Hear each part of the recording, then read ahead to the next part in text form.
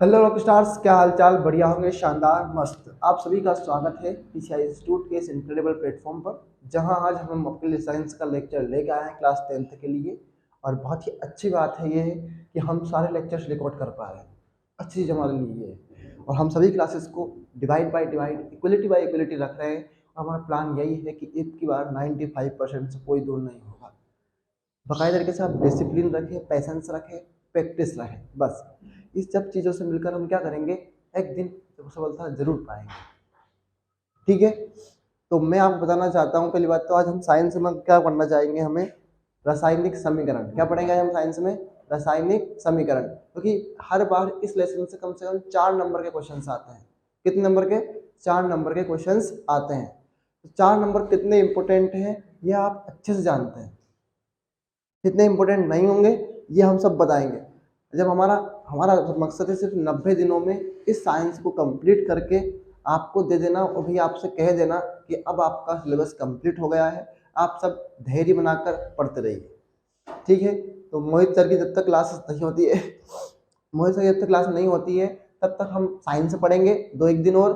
फिर इसके बाद आपकी मैथ की भी रेगुलर क्लासेस लगेंगी। ठीक है। तब तक आप साइंस से पढ़ते रहिए, कोई बात नहीं है।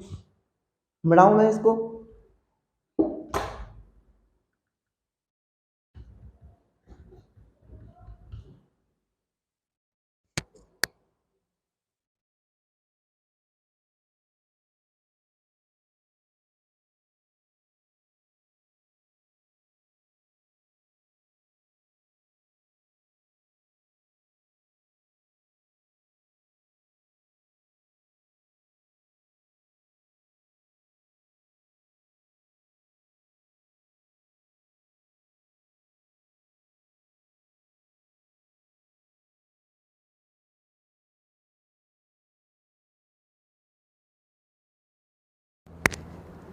अब क्या है, हमारा टॉपिक है, हमारा पहले लेसन अध्याय का नाम है, पहले अध्याय का नाम है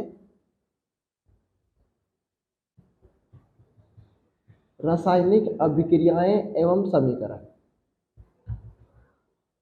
साइंस भी इतना ही इम्पोर्टेंट है जितना सभी सब्जेक्ट इम्पोर्टेंट है। तो किसी भी सब्जेक्ट को हल्के में लेना मतलब अपनी 20% को गंवाना है। और 20% बहुत मायने रखवा रही है, इसी मकसद से मैं इसको करवा भी रहा हूँ। और अब याद रखिएगा, रासायनिक अभिक्रिया किसे कहते हैं। आप भी मेरे साथ नोट करते हुए चलिए, तभी चीज़ों का मज़ा आएगा, वरना कोई मतलब नहीं रहेगा। उम्मीद है कि आपने पेन कॉपी निकाले होंगे और आपने भी निकाल लिए होंगे।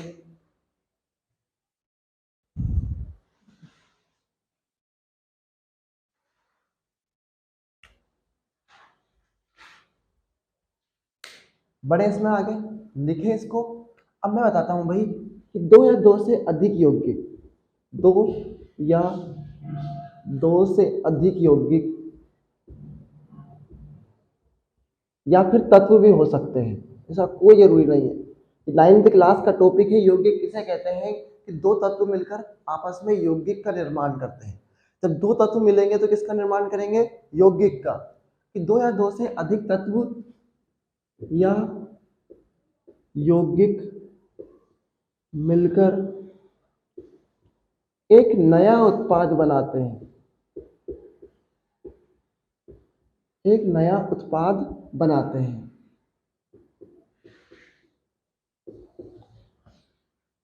उसे रासायनिक अभिक्रिया कहते हैं।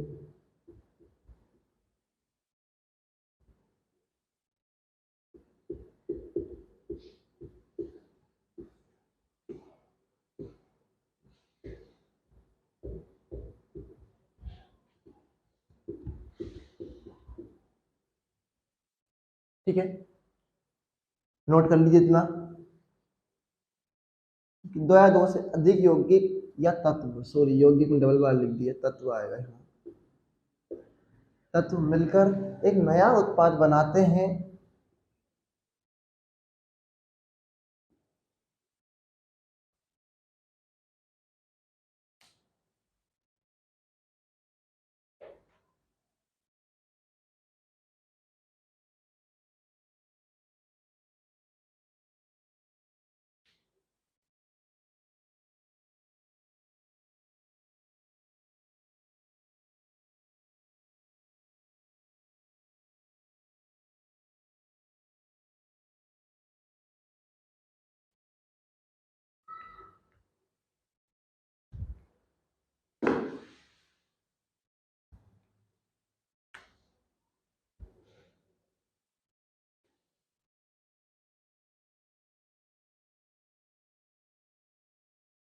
कर लिया नोट।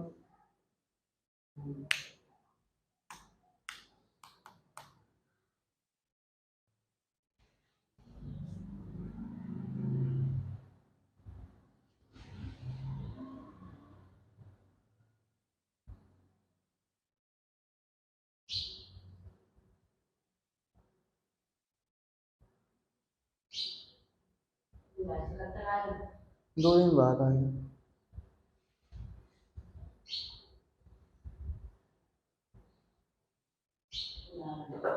चलिए नोट कर लिया, बहुत बढ़िया। अब मैं आपसे बोल रहा हूँ, हम इसको सिंपली समझेंगे। दो या दो से अधिक, मान लो हमने ले लिया क्या, मैग्नीशियम। क्या बोलते हैं इसको अपन? मैग्नीशियम, मतलब Mg होता है उसका सूत्र, मैग्नीशियम। और इसी क्रिया किससे करी हमने? ऑक्सीजन से। किससे कर रहे हैं भैया? क्रिया किससे कर रहे हैं? ऑक्सीजन से। मिलकर बनाएगा क्या ये? MgO। क्या मिलकर बनाएगा? MgO। मतलब एक तत्व ये और एक तत्व ये। अगर यहाँ पर यौगिक भी होता तो भी बनाता क्या यहाँ पर ये? अलग ही उत्पाद। तो दोनों मिलकर एक अलग उत्पाद बना रहे हैं। मैग्नीशियम मिलकर और ऑक्सीजन मिलकर दोनों एक अलग उत्पाद बना रहे हैं। इसे ही बोलेंगे हम क्या? रासायनिक अभिक्रिया। क्या बोलेंगे इसको हम? और आपसे बहुत बार पूछा गया है कि रासायनिक समीकरण को संतुलित करना क्यों आवश्यक है। अब हम पढ़ेंगे आगे, इसके आगे ही पढ़ेंगे हम रासायनिक समीकरण को संतुलित करना। हमारी अगली हेडिंग है रासायनिक समीकरण को संतुलित करना। इसमें कोई लॉजिक सा नहीं है। मैग्नीशियम और ऑक्सीजन मिलकर एक नया उत्पाद बना रहे हैं, इसे ही बोला है रासायनिक अभिक्रिया। बस अगर कार्बन और ऑक्सीजन मिलकर बनाएगा क्या? CO2। तो कार्बन और ऑक्सीजन मिलकर एक नया उत्पाद बना रहे हैं, इसे ही बोलेंगे हम रासायनिक अभिक्रिया। बस इतना याद रखना है कि दो या दो से अधिक तत्व मिलकर एक नया उत्पाद बनाए, इसे ही बोलेंगे हम रासायनिक अभिक्रिया। बस। अब अगला रासायनिक समीकरण।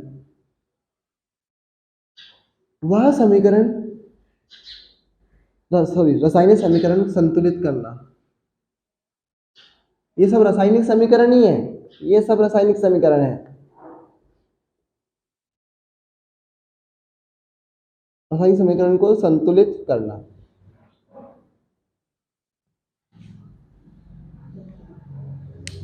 अब क्या होता है, जब हम किसी समीकरण को संतुलित करते हैं, जब हम किसी समीकरण को संतुलित करते हैं, अब आपको पता होगा अभिकारक क्या होते हैं, करते हैं। तो अभिकारक में उपस्थित में समझा दूंगा, कोई बड़ी बात नहीं है। उपस्थित, ये उपस्थित का चिन्ह होता है। उपस्थित परमाणु की संख्या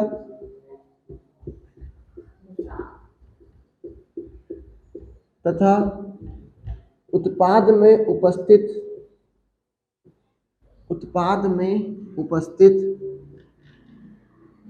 परमाणु की संख्या बराबर होना चाहिए। क्या होना चाहिए? बराबर होनी चाहिए। हम उस समीकरण में परमाणु द्रव्यमान की भी गणना करते हैं। परमाणु द्रव्यमान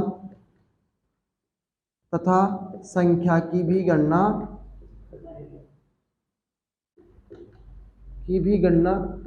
करते हैं। चलो मैं समझा रहा हूं। अब ये कह रहे हैं, जब हम किसी समीकरण को संतुलित करते हैं, मान लो मेरे पास दो तराजू हैं, दोनों तरफ जो क्या बोलते हैं हम उनको, ताकड़ी है। जिन दोनों तरफ हमने क्या रखा, उनमें तरबूज रखा है। एक में ज्यादा है और एक में कम है। अब बताओ वो ऊपर नीचे होगा कि नहीं होगा? एब्सोल्युटली बात है, वो ऊपर नीचे होगा। अब मान लो हम उसे क्या कर रहे हैं, बराबर कर रहे हैं। क्या कर रहे हैं उसे हम? बराबर। तो दोनों तरफ भार बराबर होना चाहिए, तभी तो वो बराबर पे आएंगे। हम घर पे देखते हैं ये बात कि 5 किलो का बांट लिया है तो 5 किलो गेहूं उधर डालते हैं, तब जाके बराबर होता है, तब हम अदर डालते हैं उसे। ऐसा ही क्या हुआ है हमारे पास, क्या है जब हम किसी समीकरण को संतुलित करते हैं तो अभिकारक में उपस्थित परमाणु की संख्या, मतलब एक तराजू में कितने परमाणुओं की संख्या है, और उत्पाद मतलब एक तराजू दूसरा है, उसमें उपस्थित परमाणु की संख्या क्या है, बराबर होना चाहिए। जब जाकर आपका रासायनिक समीकरण क्या होता है, संतुलित होता है। क्या होता है, संतुलित होता है, बिल्कुल। और हमें उस समीकरण में परमाणु का द्रव्यमान और संख्या की भी गणना करते हैं। अब मैं इसको अच्छे समझा रहा हूं, जैसे एक एग्जांपल मैं आपको बताऊं, ZnH2SO4, ZnH2SO4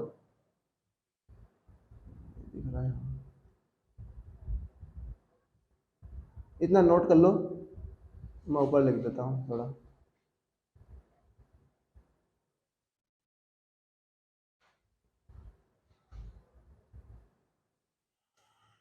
इतना नोट कर लीजिए।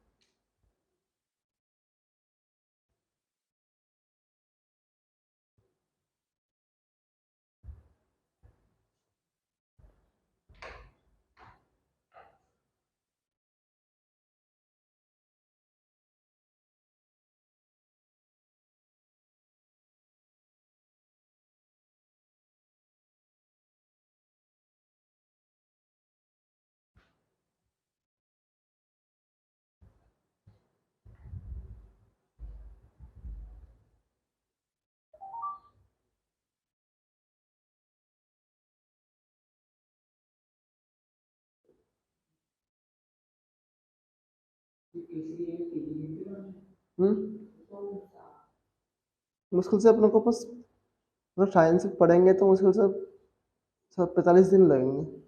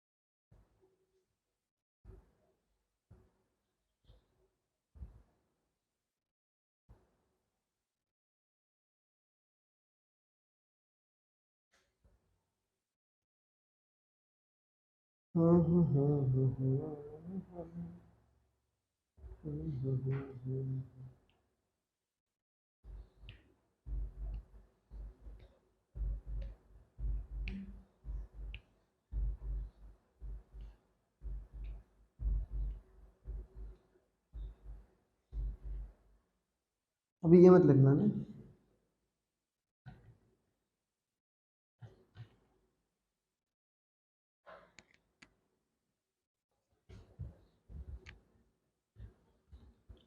चलिए इसके लिए हम रासायनिक समीकरण को संतुलित करने का उदाहरण देखें आपके सामने। तो मान लो मैंने लिखा है जिंक सल्फेट, और इस बार पेपर में आया भी है, इसको संतुलित करने का पेपर में आया भी है, कोई बड़ी बात नहीं है। इसे बोलते हैं हम क्या, जिंक सल्फेट। मैंने आप सभी को पढ़ाया है, बताया है मैंने क्लास में, जिंक सल्फेट क्या बोलते हैं इसे हम, जिंक सल्फेट। मैं चाहूँ तो एक दिन लिखवा दूंगा मैं सारे एलिमेंट्स के नाम, किसे क्या बन रहा है, कौन नहीं बन रहा है, क्यों बन रहा है, ठीक है। ये है जिंक सल्फेट। क्या है ये, जिंक सल्फेट। नोट करिए फटाफट।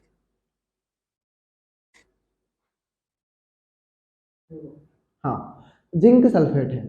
इसकी क्रिया मैं बोलता हूँ भाई, किससे करो आप, HCl से करो।